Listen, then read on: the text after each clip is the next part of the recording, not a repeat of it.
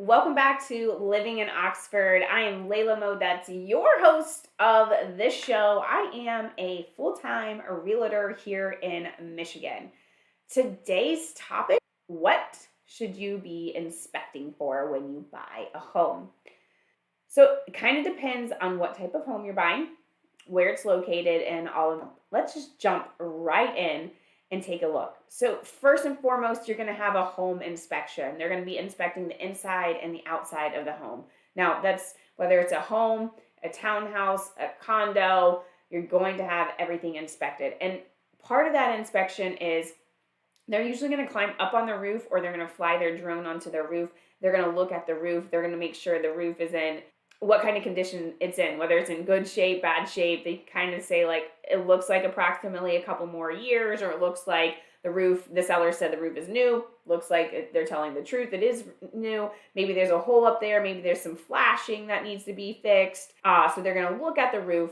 They're going to look at the sides of the houses. If it's brick, if they notice cracking in the mortar, they'll call that out and tell you to get a guy out there to kind of, drill away at it and fill those cracks back in for you with some new mortar. If the siding is damaged, you got some holes, they'll tell you to get that fixed up so creatures don't get in there. They're going to look at the inside of the house. They're going to turn on all the plumbing, see if anything's leaking. They're going to test all the outlets, see what outlets are working and what outlets aren't. They're going to open up the electric panel. They're going to take off the screws. They're going to look inside, make sure the wiring is good to go. You don't have any double tapped wires there. They're going to run the appliances, see if they work or not.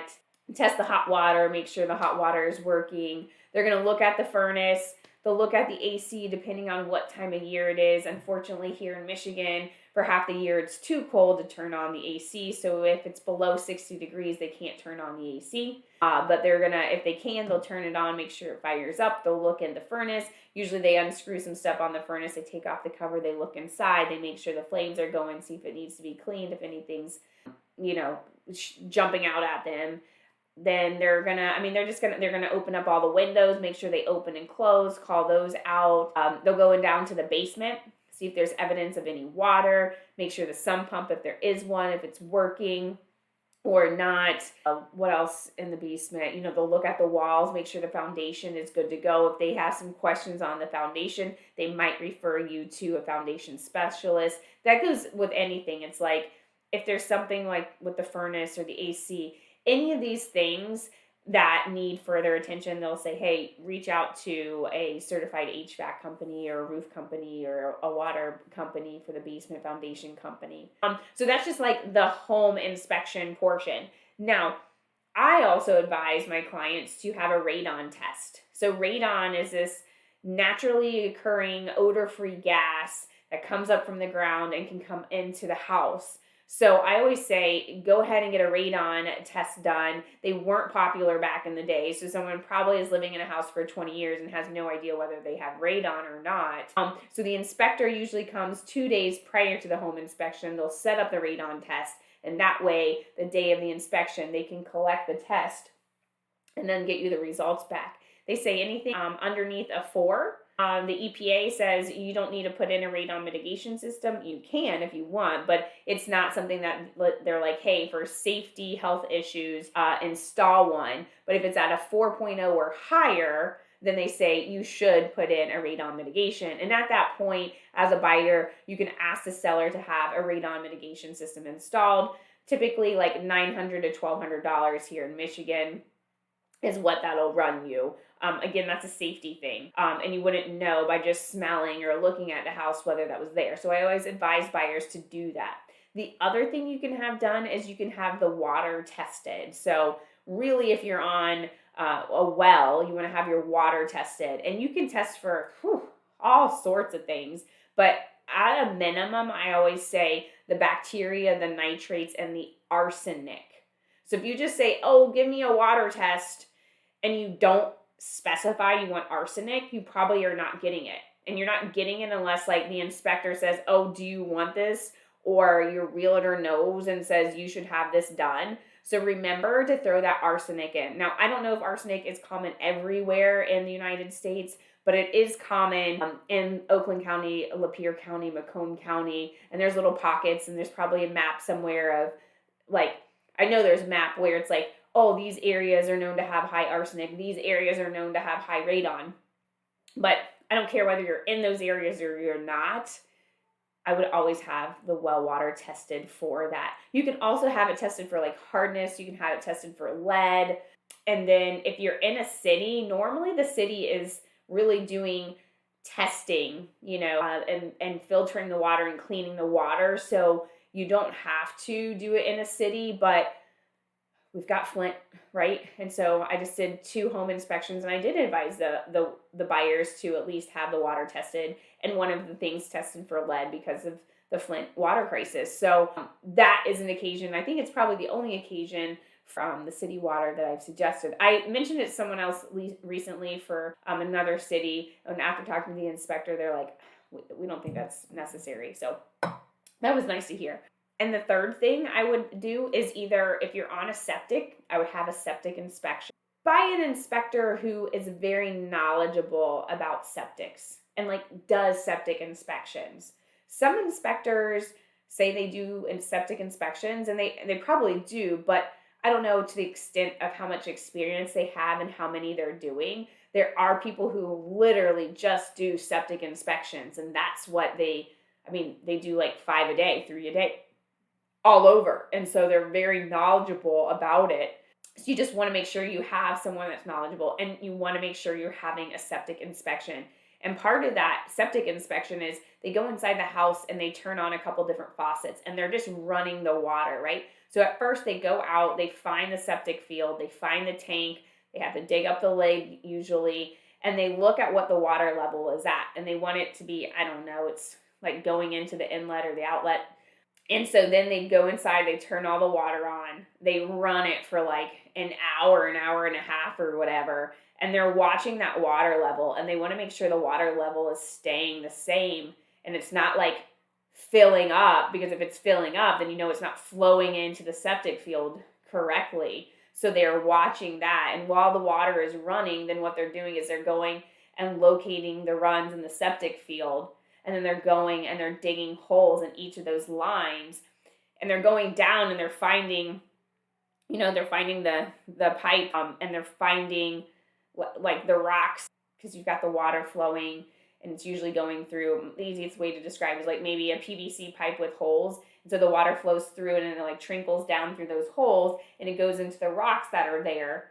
And they want to make sure that those rocks are nice and clean. There's not a bunch of sludge and black stuff, which shows the field is not working how it's supposed to. So they're out there digging those holes in the field, and they're doing their sketch of where the tank is, where those lines are, how far is it. They're making sure it's 50 feet from the well, right?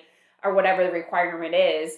And while they're doing all that, they're checking on that water level, and then going inside. And if I'm there, I'm usually going inside and making sure we're not flooding, a sink is backing up and we're causing another issue. But anyways, so you want that done if you're on septic. Now, if you're not on septic, but you're in the city and you have sewer, then I suggest a sewer scope.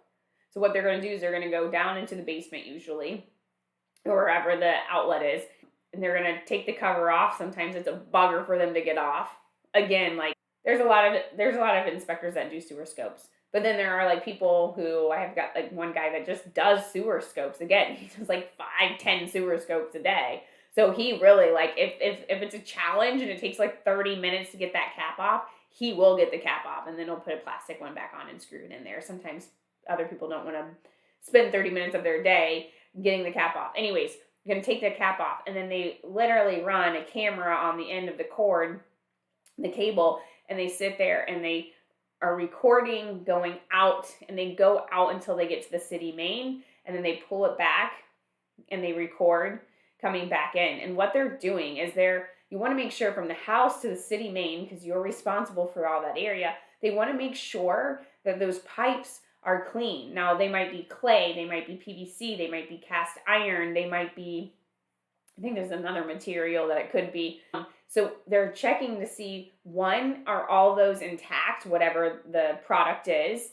Is it all intact? Do you have any holes? Do you have any cracks? Is there any misalignment where this stuff is flowing or getting backed up and caught? Are there any big tree roots that have invaded and are crushing the material and causing issues? So they're looking for all of those things. And in a great sewer scope, they make it all the way to the city main and nothing's wrong. Sometimes they make it and there's like a little bit of tree roots throughout and it's not like anything big. And usually you ask the seller to have the plumbing company come out with like a 3-inch cutter. So kind of the same thing, a 3-inch cutter on the cable. They run it down and they clean up all the tree roots. And then those guys usually have a camera and they can do another scope. And then you've got a video where they've cleaned it out and shows evidence that the sewer line is now clean and free of any breaks in the line. Now, sometimes if they clean the tree roots, now you can get a better visual, and maybe there is a crack in the line where those big, massive tree roots were. Anyhow, definitely have a sewer scope. And if you're new construction, I suppose you don't need one. But here's my thought. Here's my thought on the whole entire thing about having home inspections and spending money on these things, because they all cost money, right? The home inspection costs $500 to $700. The radon test costs, round numbers, another $200. The well water costs a couple $100 depending on everything you're doing. The sewer scope is going to be another $250. The septic inspection, that one's probably, I'm just going to say $400 because they're going to do a septic and a well inspection. So you can see how these things are adding up. Maybe I just rattled off $2,000 worth of stuff depending on where you fall in the scope. But remember, if the radon test is $200 and it costs the seller $900 to $1,100 to install, and that's a safety issue, most sellers are going to go along with it and have it installed, then your $200 saved you long-term from $1,100 of having the radon test or the radon mitigation system put in yourself. The sewer scope, that's, I'm going to say $250. If that line has to be replaced, you're talking like $10,000 more. Or maybe it's just a couple $100 that the seller had to spend to clean out the tree roots and then you're good to go. Or maybe it's like $2,000 worth of repair. Again, you're spending a couple $100 to find out if you have thousands and thousands of dollars worth of expenses, right? Because you're going to move into your house, and I don't care how good the inspector was and everything. It's a snapshot in time, couple hours. You're going to move in, and it's just a matter of time before something fails on you. It's a house with a lot of parts.